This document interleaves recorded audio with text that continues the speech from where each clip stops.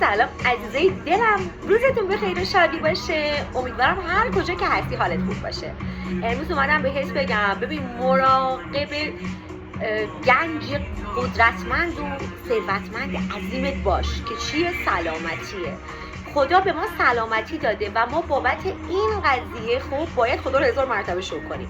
الان قلب ما فکر کنم تقریبا چون یه جایی خوندم، حالا شایدم یه درصد اشتباه بگم، 15 میلیارد تومانه. حاضر 15 میلیارد تومان بهت بدم قلب تو به من بدی؟ من که نمی‌کنم این کارو.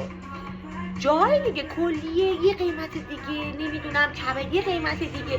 ما در اصل واقعا بالفعل ثروتمندیم، ولی اینکه باید مراقب این ثروت عظیم باشیم که خداوند واقعا بی‌منت به ما بخشیده.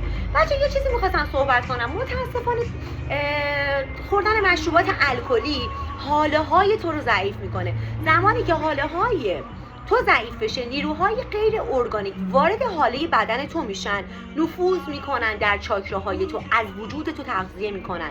چون شاید الان بگه حرف من مسخره است، ولی نه، همچین چیزی نیستش. میخوام اینو بهت بگم که اصلا نخور و آب زیاد بخور در طول روز و حتما مراقب سلامتیت باش. امیدوارم هر کجا که هستی حال دلت خوب باشه، روز خوبی داشته باشین. خداحافظ.